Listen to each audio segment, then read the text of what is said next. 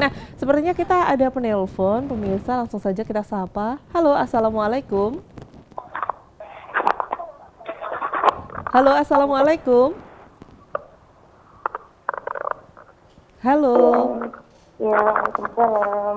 Iya, dengan siapa di mana? Ibu, mohon maaf suaranya bisa dikeraskan sedikit. Dari ibu siapa di mana? Ibu Sri di Pacitan. Ibu Sri di Pacitan. Iya. Oh iya, Ibu Sri, silahkan. Ada pertanyaan? Ya, Ibu kita tetangga. Suatu misal di tetangga kita semuanya ya masih pada mengadakan program keyakinan begitu. Terus misalnya kita kan nggak ikut kan. Kalau kita nggak ikut itu kadang-kadang ada ya tetangga yang lewat yang pada ikut itu gimana itu? Cara menanggapinya kita harus bagaimana? Baik, sudah ikut tapi tetap di... Enggak, kita nggak ikut kan nggak biasa. Kalau bagi kita kan nggak perlu kan untuk yakinan begitu kan nggak perlu. Iya, suatu misal kita nggak ikut gitu, terus mereka pada gimana ya, pada sibuk, kadang-kadang Karin kalau nggak ikut yakinan udah pergi aja dari sini misalnya begitu. Itu kita caranya menanggapinya bagaimana dan kita harus bagaimana. Oh iya, Ibu, baik, terima kasih, kami bisa menangkap pertanyaannya. Iya. Ada yang lain, Ibu Sri? Enggak, ya udah, makasih atas jawabannya dulu. Baik, terima kasih Bu Sri di Pacitan, suaranya lembut sekali ya Bu ya. Jadi ternyata kalau kita tidak mengikuti satu kegiatan di masyarakat yang kita anggap memang tidak ada dalilnya, tidak ada landasannya, tapi tetap tuh kita dapat apa ya, boikot mungkin, iya, kata-kata yang nggak enak gitu. Itu kita harus gimana ya gitu, Ibu, memang kadang ketika kita mengamalkan sesuatu tuntunan di hadapan masyarakat yang mereka belum paham, itu kita akan mendapatkan hal yang seperti itu. Jadi makanya ketika kita beramal itu ikhlas, hanya mengharapkan ridho Allah ya.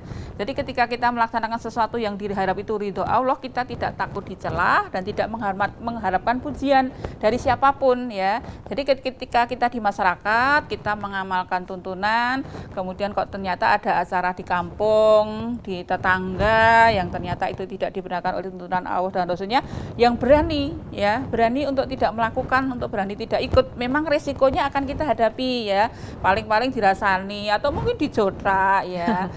Ketika kita didiamkan barangkali oleh tetangga yang menyelenggarakan acara itu, kita tetap ngomong pangapunten Bu ya, kemarin nggak bisa datang karena kebetulan kami tidak sepaham untuk acaranya Bu. Tapi ketika datang ke sana kan biasanya kan kadang itu kita dapat hantaran Mbak Viva ya kita bisa kok dalam rangka bukan nyumbang ya, kita kan silaturahmi boleh aja bawakan jeruk 1 kilo apa berapa kilo ya, atau kita pulang dari mana bawakan oleh-oleh, Bu ini tadi dari sana ada oleh-oleh untuk Ibu, sama mohon maaf kemarin tidak bisa datang untuk acara itu karena kebetulan kami tidak menyelenggarakan, kami tidak sepaham. Mohon maaf Bu ya, tapi kita karena bertetangga kita saling menghormati. Sudah ketika kita sudah menyampaikan seperti itu, resiko orang-orang membicarakan biarkan aja anjing menggonggong ya. Biarkan orang ngerasani kita, karena yang kita tuju itu Allah, orang yang ikhlas karena Allah itu tidak takut dicela dan tidak mengharapkan pujian dari siapapun. Dan ketika itu sudah ketika kita merasakan itu udah enak aja, mau tetangga satu kampung ngerasani bahkan memboikot ya, bahkan warga Bluro itu sampai diusir ya.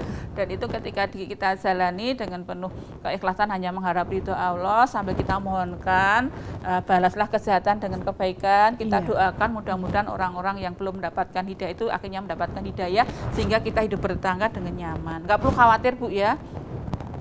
Ketika yang kita tuju itu Allah, nggak perlu takut dengan siapapun.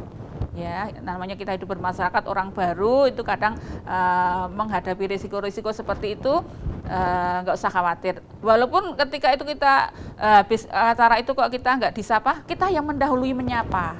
Ketemu orang, monggo Bu, kok orang sak kampung melingos semua, nggak usah khawatir, besok gitu lagi. Ya. Nggak perlu khawatir ya. Memang dalam mengamalkan tuntunan itu risiko-risiko yang kita hadapi dari orang yang belum mengenal kebenaran akan seperti itu. Itu sahabat-sahabat itu sampai mendapatkan penderitaan ya Mbak Fifah ya dalam pertahanan agama. Rasulullah sendiri pun juga seperti itu ya, tapi beliau tetap membalas kejahatan dengan kebaikan. Yaitu Ibu yang ada di Pacitan ya Mbak Bu Fifah. Sri, terima kasih ya. Ya, Mudah-mudahan pokoknya sudah menjawab apa yang beliau tanyakan Mbak Fifah. baikin terus gitu ya Bu Iya, ya. Baikin iya. terus nanti lulus sendiri. Betul ya.